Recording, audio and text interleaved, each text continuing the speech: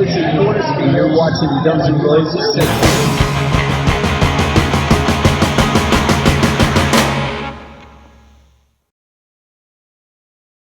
Now, during the time Duff's first book came out, It's So Easy and Other Lies, he was doing a lot of book signings and interviews, and at one of the interviews and book signings he did, he actually got heckled by somebody who doubted his story about Kurt Cobain. So during that heckling instance, the audience member asked Duff McKagan a question saying, was he depressed on the airline, and was he despondent, and was he in despair? Now, the question was in reference to Nirvana's frontman Kurt Cobain, and why he's asking McKagan about this is because he's considered to be one of the last people to actually talk to the guy before he died, specifically in the first class section of the flight going from LA to Seattle. Now, Cobain had just left a rehab facility and the two musicians had some dialogue on the plane, and a few days later, Cobain's body was found in his Seattle home. So getting back to the incident, the questions the guy is trying to ask McKagan weren't really out of line, in my opinion anyways. The problem is the way he really went about it, almost as if he was trying to put McKagan on the spot by approaching the stage with a handheld video camera. And it's obvious he was trying to rattle Duff and possibly get some embarrassing footage. So here's how Duff handled the whole situation. And what did you say? 6 words to the Cobain story. Okay. But Kurt Cobain has nothing to do. Your hands off my equipment. Yeah, we're at Yale University. And you're not a part of the university, dumbass. Stop pretending. Come on. Hey. Come on now. Let's go. Okay, so what Kurt Cobain There's exit. was secret press on the airline flight. Hey. I'm gonna put this on YouTube. This is gonna be hilarious. Yeah. Come on, buddy. Nobody wants to hear. Never seen retaliation. I got a question. Hey. I got a question. Duff. It's somebody else. Why are these people grabbing at me? Who are these people? Because we all want you to leave. Nobody likes you. Intellectual freedom. Hey, listen. Hey, listen, man. This is hilarious. Goddamn hands off me. Get your hands off. Duff, dude. Hey. Duff. Get the fuck out of here, man.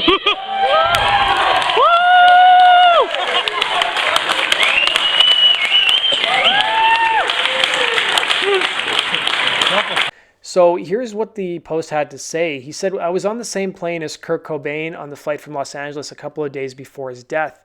So we were both effed up. We talked, but not in depth. I was in my hell and he in his. And this we both seemed to understand.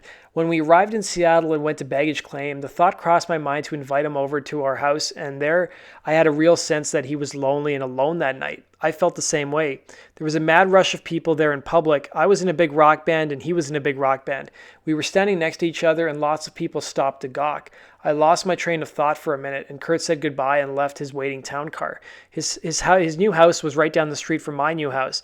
I received a call from my manager 2 days later that Kurt had died.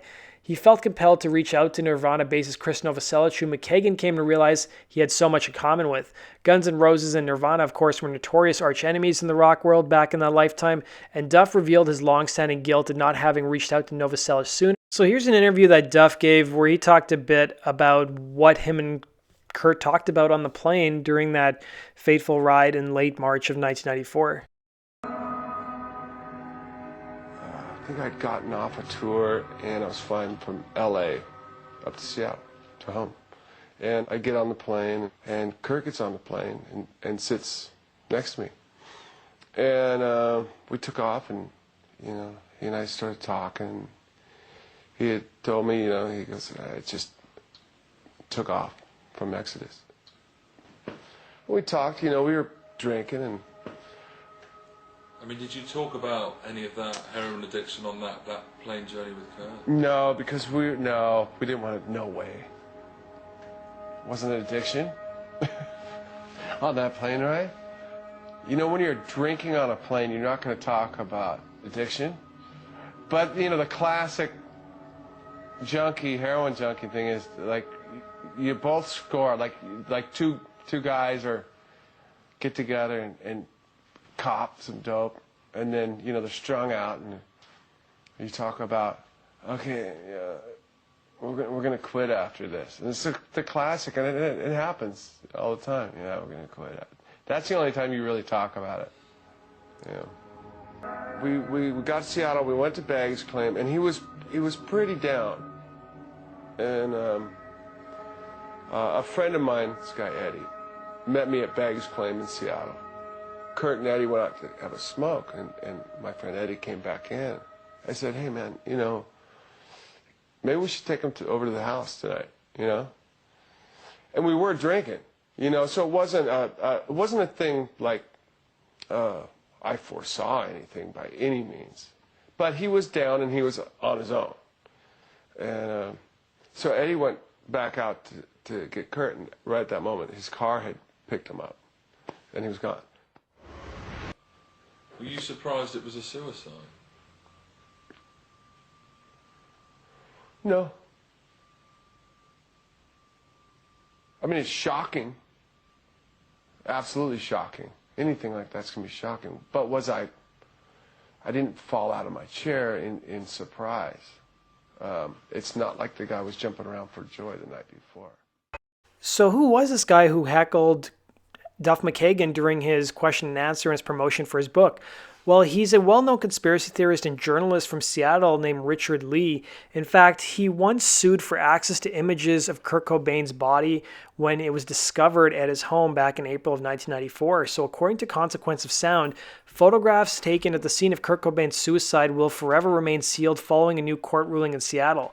So journalist Richard Lee, described in court documents as a conspiracy theorist who believes that Mr. Cobain was murdered, originally filed suit against the city of Seattle and its police department in 2014. Having researched the Nirvana frontman's deaths for years and even hosting a public TV access show called Now See It Person to Person, Kurt Cobain Was Murdered, Lee sought access to the pictures taken of Cobain's body under Washington State's Public Records Act. However, Superior Court Judge Theresa Doyle threw out the case in 2015 after determining Lee had improperly served the lawsuit to the city and failed to give officials adequate time to address his public records request. Doyle added that releasing the images would be highly offensive to a reasonable person. And Lee appealed the court ruling last year, and Cobain's widow Courtney Love and her daughter Frances Bean Cobain filed documents and testified to block Lee's case. Now, as the Blast reports, the Washington Appellate Court has handed down a judgment in favor of Cobain's family, and the ruling ensures that the images from the 4 rolls of film taken at the scene in 1994 and developed by the Seattle Police Department in 2014 will likely never be seen by the public. So in a declaration submitted in response to Lee's original suit, Frances Bean, Kurt's daughter, said, "Releasing these photographs would physically endanger me and my mother. I once saw mock photos depicting my father's body, and that experience irreparably scarred me.